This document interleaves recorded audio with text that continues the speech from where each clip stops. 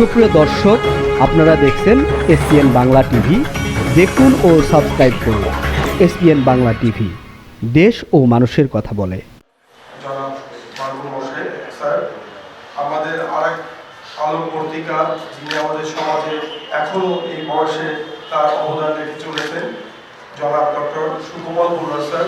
উনি আজকে অনুপস্থিত থাকার কারণে আমাকে সভাপতির দায়িত্ব পালন করতে হয়েছে। বস্তুত সভাপতির দায়িত্ব পালন করার ওনার পাশাপাশি আমার যোগ্যতা একেবারেই ক্ষীণ। তারপরেও জনাব গোলাম কিবরিয়া ওনার অবর্তমানে আমাকে সভাপতির দায়িত্ব পালন করার জন্য সুযোগ দেওয়াতে আমি ওনাদেরকে ধন্যবাদ জানাচ্ছি, কৃতজ্ঞতা জানাচ্ছি।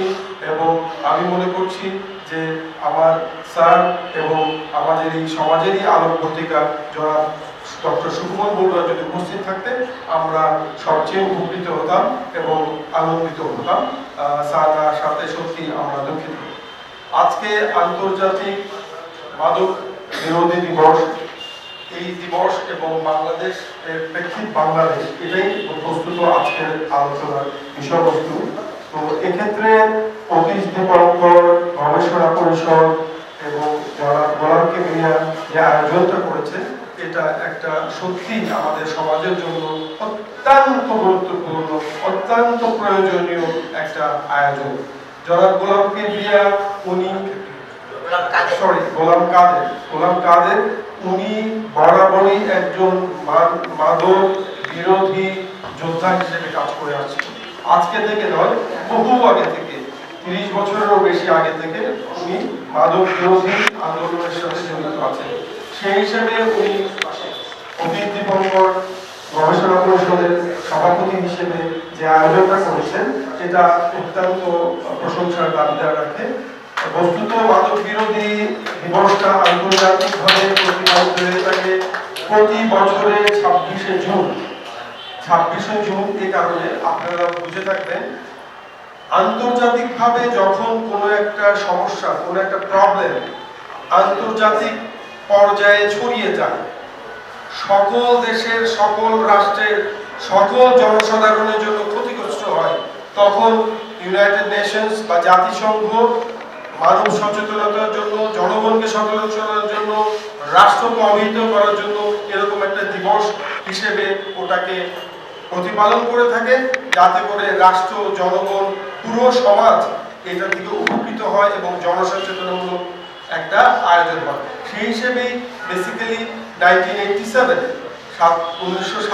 সালে জাতিসংঘের একটা অধিবেশনে 26শে জুনকে আন্তর্জাতিক মাদক বিরোধী দিবস হিসেবে এটাকে ঘোষণা করা হয়, যেটা প্রতিটা দেশই পালন করে থাকে, যারা জাতিসংঘের আমরা সদস্য রাষ্ট্র হিসেবে।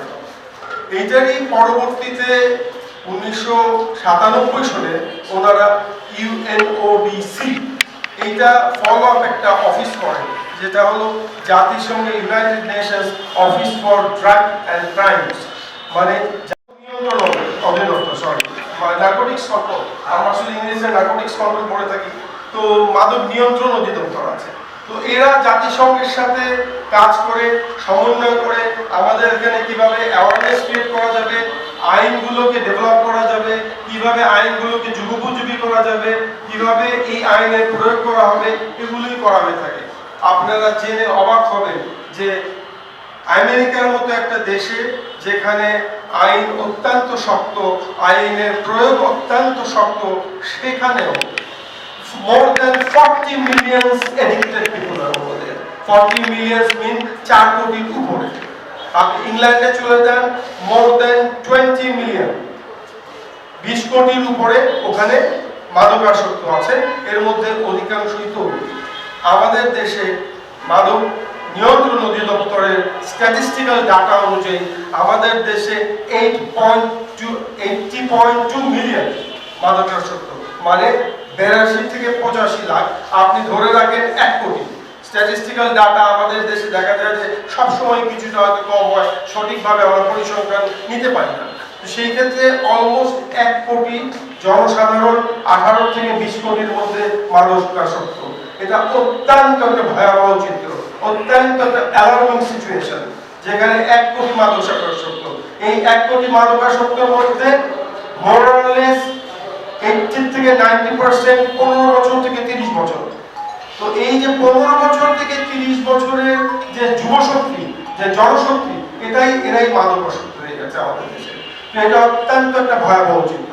তো এই ভয়াবহতাকে যারা আমরা ভয়াবহ চিত্রটাকে অনুধাবন করতে পারছি, সেই ভয়াবহতাকে সামনে নিয়ে এসে যে প্রতিষ্ঠানগুলো কাজ করে যাচ্ছেন তার মধ্যে অতীশ দীপঙ্কর গবেষণা পরিষদও আছেন। আমরা ওনাদেরকে শুভেচ্ছা জানাচ্ছি, অভিনন্দন জানাচ্ছি এবং রাষ্ট্রের এই অভিভাবক সুলভ আচরণের জন্য, সমাজের এই অভিভাবক সুলভ আচরণের জন্য ওনাদের প্রতি আমরা কৃতজ্ঞতা জানাচ্ছি। এরকম আরো প্রতিষ্ঠান আছে যারা মাদক বিরোধী কাজের সাথে সম্পৃক্ত। আমাদের দেশে মাদক নিরাময়ে ব্যক্তিগতভাবে কাজ করতে হবে বলে মনে করি। আমাদের এখানে যারা প্যানেল বক্তা আছে, একজন প্যানেল বক্তা অত্যন্ত, আমার মনে হয় প্রিন্সিপাল সাহেব অত্যন্ত সুন্দরভাবে বলেছেন। আমাদের এখানে সেমিনার করে, গবেষণা করে, অন্যান্য বিভিন্ন রকমের সচেতনতামূলক কাজ করে যে ফলাফলটুকু আমরা পাবো তার থেকে ব্যক্তিগত পর্যায়ে, সমাজের পরিবারের পর্যায়ে নিয়ে আসতে হবে। কারণ আপনাকে you have to understand that এখন এটা 1 কোটিতে চলে গেছে, কালকে 10 বছর পর এটা যদি 2 কোটিতে চলে যায়, আপনি বুঝেন আপনার ঘরে একজন মাদকাসক্ত হয়ে যাবে ইন দ্যাট কেস। তো সে কারণে সেটার থেকে নিবৃত্ত করতে হলে আমাদেরকে প্রতিহততে চলে যেতে হবে। সুখের কথা হলো আমাদের দেশের সরকার কিছুটা হলেও সচেতনতায় চলে গিয়েছে। আমাদের দেশে এখন সিগারেট বা স্মোকিংও এটা অপরাধ হিসেবে গণ্য করা হয়। আপনি পাবলিকলি স্মোকিং করলে আপনাকে অপরাধ হিসেবে, ক্রিমিনাল অফেন্স হিসেবে ধরা হয়ে থাকে। কিন্তু আনফরচুনেটলি খুবই দুঃখের বিষয়, এইটা যে ক্রিমিনাল অফেন্স, এইটার কমপ্লায়েন্স কতটুকু। একটা ভাই বললেন আমাকে, এখানে র্যাব নিজেই সিগারেট খাচ্ছেন বা ফুঁকছেন বা টানছেন। তো একজন র্যাব সদস্য যিনি আইন কমপ্লায়েন্সটা দেখবেন, উনি যদি সিগারেট খেয়ে থাকেন বা সিগারেট টেনে থাকেন, তাহলে জনগণ কি করবে? জনগণ তো এটাকে স্বাভাবিকভাবে নেবে। আমাদের জন্য একটা খুবই মানে আনন্দের ব্যাপার যে আজকে গোলাম কাদের ভাই, উনি আজকে একজন অধ্যক্ষ, উনি সহ কিছু শিশু, কোমলমতি শিশু, যুবকদের নিয়ে এসেছে। ওনারা সামনে থেকে দেখুক যে এটা কতটা ভয়াবহ, কতটা সচেতনতার প্রয়োজন। আমাদের দেশে 2018 সনে নারকোটিক্স অ্যাক্ট হয়েছে। সেই নারকোটিক্স অ্যাক্ট অনুযায়ী আমরা এইটার সর্বোচ্চ শাস্তি পাচ্ছি মৃত্যুদণ্ড থেকে লাইফ ইমপ্রিজনমেন্ট, মানে আপনার যাবজ্জীবন কারাদণ্ড। কিন্তু বাট এটা আপনার বিভিন্ন স্টেজে আছে। কারো কাছে 200 গ্রাম পাওয়া গেছে, কারো কাছে 1000 গ্রাম পাওয়া গেছে, কারো কাছে সর্বোচ্চ পর্যায়ে পাওয়া গেলে লাইফ ইমপ্রিজনমেন্ট অথবা ডেথ সেন্টেন্স, মানে আপনাকে মৃত্যুদণ্ড দেওয়া হবে। তাহলে দেখা যাচ্ছে যে আপনার মাদকের বিরুদ্ধে সরকার অত্যন্ত বলিষ্ঠ ভূমিকা নিয়েছেন এবং আইনগত শক্তি যেটা আছে সেটা আছে। বাট আমাদের এখানে পারিবারিকভাবে একবারে ডোর টু ডোর ঘরে প্রতিটা মানুষের মধ্যে সচেতনতা তৈরির জন্য আমাদেরকে সামনে এগিয়ে আসতে হবে। প্রতিটা প্যারেন্টসকে সামনে এগিয়ে আসতে হবে। প্রতিটা যারা আমরা একটা বয়সে পৌঁছেছি, কিশোর যুবক থেকে অ্যাটলিস্ট 25 and above, তাদেরকে সামনে এগিয়ে আসতে হবে। আমাদেরকে তো মাদক শুরু করতে হবে সিগারেট দিয়ে। গাঁজা আছে, হাশিশ আছে, চরস আছে, ইয়াবা আছে, আপনার অন্য মদ আছে, অন্যান্য আরো কিছু আছে, সবকিছুকে পরিত্যাগ করতে হবে। একজন ধর্মীয় উদাহরণ দিলেন, অফকোর্স প্রত্যেকটা ধর্মে, আমাদের ইসলাম ধর্মে যেটা এটা হারাম, আপনি হিন্দু ধর্মে যান, জুডাইজম যান, খ্রিস্টানিটিতে যান, বারণ করা হয়েছে, টোটালি বারণ করা হয়েছে। আপনি ওল্ড টেস্টামেন্ট দেখেন, নিউ টেস্টামেন্ট দেখেন, বারণ করা হয়েছে। তো সেই ক্ষেত্রে এসে আমরা সামাজিকভাবে জেনে গেছি যে এইটা শুধু একটা, it is not a disease, not a sickness, এখন দিস ইজ এ ক্রাইম, এটা একটা অপরাধ। তো অপরাধকে প্রতিহত করতে হবে প্রতিটা মানুষকে সামনে তার আওয়াজ তুলতে হবে যে না, আপনি যেখানে সিগারেট খাচ্ছেন রাস্তার মধ্যে, publicly this is an offence, crime offence. তো এভাবে বলতে বলতে হয়তো সচেতনতা বাড়বে। যারা জনগণ আছে, যারা প্যারেন্টস আছেন, তারা হয়তো তাদের বাসাতে সেভাবে একজন বলে গেলেন, ওইভাবে যদি ভিজিলেন্ট থাকে যে না, আমার সন্তানটা কোথায় যাচ্ছে, কার সাথে মিশছে, কিভাবে এটা হচ্ছে, ও তার মধ্যে কোনো চেঞ্জেস আছে কিনা, আপনি অবাক হয়ে যাবেন। Let me tell you something very frankly, very openly, আমাদের দেশের হসপিটালের ডাক্তাররা মাদকাসক্ত। আমাদের আমাদের দেশের ডাক্তাররা বড় বড় দেশের বড় বড় হসপিটাল ডাক্তাররা ফ্যাসিলিটি চায় আমার সামনে দেখা এটাও অত্যন্ত মানে অবাক করার ব্যাপার যে এগুলোর পরে সেই সব প্রতিষ্ঠানের বড় বড় যারা আছেন ভাইস চ্যান্সেলর লেভেলের অথবা ডিন লেভেলের অথবা হেড অফ দি ডিপার্টমেন্টের নোয়িং অল দিস থিংস তার কোনো স্টেপ নেন না। আমাদের এখানে আমি বললাম আলোকবর্তিকা, অবশ্যই আমাদের সমাজের দেশের আলোকবর্তিকা জনাব মার্গু মোর্শেদ স্যার আছেন, উনি জেনে থাকবেন, he has got all the information যে আমাদের এখানে বড় বড় কর্তারা থাকার পরেও মধ্যম পর্যায়ে বা নিম্ন পর্যায়ে ডাক্তাররা ইঞ্জিনিয়াররা তাদের অফিসে বসে ফেন্সিডিল খায়, ড্রয়ার বলে ফেন্সিডিল করে খায়, এবং দিস ইজ দ্য ফ্যাক্ট। একটা কোথাও আমি মানে ভুল বললাম না, দেখা এবং আইউইটনেস দেখা এটা বললাম। এই যদি অবস্থা হয় আপনার হসপিটালে অপারেশনের আগে যদি সে ফেন্সিডিল খেয়ে ওটিতে ঢোকে, আপনি বুঝেন বাংলাদেশের অবস্থাটা কোথায় চলে গেছে।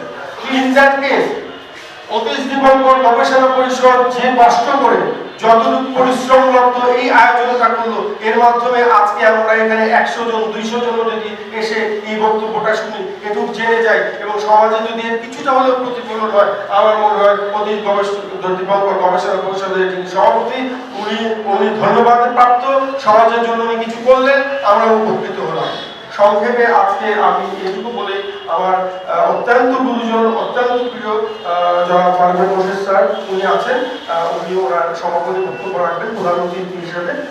আমি সবাইকে ধন্যবাদ জানিয়ে বক্তব্য শেষ করলাম।